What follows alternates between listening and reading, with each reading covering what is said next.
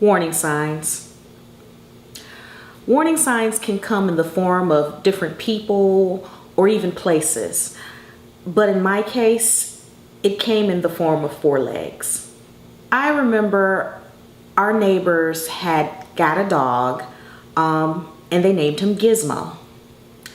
Gizmo was full of energy and spunk. You could see him running all around their house in the yard. And he was basically a really happy dog. For some reason, he didn't like my then husband. No, I gotta keep it real. He hated him. I mean, Gizmo had a thing where every morning, every day, he would come and unfortunately he would kind of urinate on our mailbox in front of our house. And he did this every day. And honestly, I thought maybe it was kind of like a alpha male dominance thing going on. And anytime he saw my ex, he would growl at him. He would go out of his way to actually torment him. I remember looking out the window, the top window of our home, and Gizmo would be playing with the kids in the neighborhood and everything would be fine. He would be happy. He would be, going back and forth between the kids playing frisbee or ball or whatever they were playing. And all of a sudden that would change. I promise you, I actually seen him. As soon as his car would turn into the subdivision, Gizmo would stop what he was doing and go out of his way, run down the street full throttle. By the time my ex parked in the driveway, Gizmo would be sitting on the lawn to greet him with growls and barks. I remember asking my ex, now ex, did you do anything to this dog? Because this dog is really, really aggressive towards you, and it's kind of getting worse as time go on. And his exact words was, I ain't do shit to that dog. He just hates me. And I'm thinking to myself, but he don't bother me. And dogs just don't usually hate someone for no reason. And so I'm like, okay. We would joke about it around the house, but I remember hearing him on the phone talking to some coworkers, and he was like, we got this neighbor and they got a dog, and that little bleep bleep bleep, he hates me.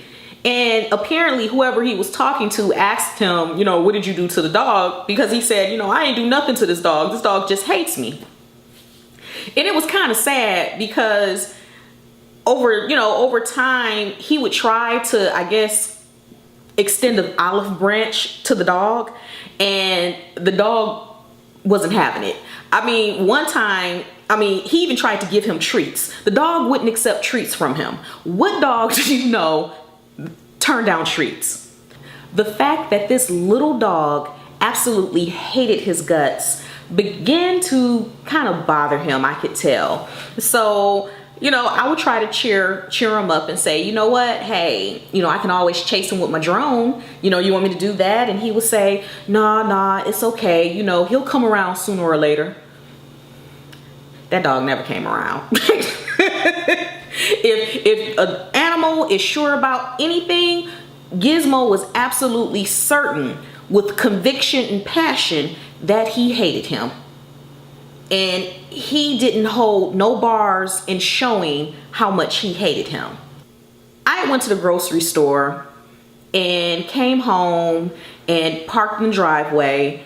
And I remember getting out and going in the trunk to get the groceries. And just like that, Gizmo would pop up out of nowhere. It's like the dog was part magician. He would just appear and disappear because he was that fast. So I'm getting the groceries out my trunk, and I remember that particular day, I went and got some steaks. And I had multiple bags in each hand, and I looked up, and Gizmo was standing right there. Well, sitting right there. And I just sat there, and he was looking at me, and I'm looking at him look at me. And I said, I'm gonna see what's gonna happen. And so the dog walked towards me. He did not bark at me. He just walked towards me closer and sat down and looked up again at me. And I looked at him and I said, what do you want? And the dog actually looked at my bags and actually pressed his nose against the bag that had the steaks in them, and pressed his nose, sniffed it, sat back down, looked up at me like, hey, you gonna hook me up? And I looked at him, I said no. And so I really think the dog kind of scarfed at me, because he gave like this one low bark and then walked off about his business. So fast forward, I find out about the affair. And by this time, I had decided that I was going to move out. A couple of days before I moved out, I saw my neighbor across the street, and she was outside with the dog. And so I went across the street and, you know, had a conversation with her.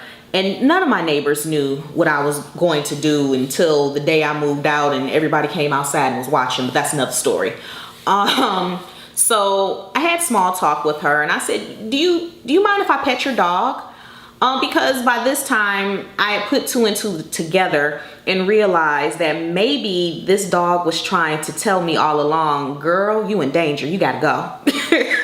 Like old girl from Ghost. So I remember bending down, and I looked at Gizmo, and he looked at me, and he kind of walked closer to me. And so, you know, you kind of stick your hand out, and I did, and Gizmo came over and he sniffed my hand, and then he proceeded to start to lick my hand, and he walked closer into me. And so he let me pick him up, and our neighbor took a picture of us. And that was the last time I actually seen Gizmo. And then I moved out. They say that when it comes to picking up things that's not right, they say always pay attention to babies and animals, because they have this sense where they can tell you, this isn't right. And I think this is, in this case, Gizmo was trying to tell me all along. So to my four-legged friend Gizmo, thank you. Thank you for trying to tell me. And to everyone out there, I guess, again, the moral of this story is that warning signs may not come from people or an item that reminds you of something. Sometimes it may come from our little four-legged friends. So that's it for this week, and I will try to upload another video next week. Before I go, please click the subscribe button at the bottom. When you do, you'll be able to get a notice anytime that I upload new videos. So until next time, take care, and most importantly, live. Bye.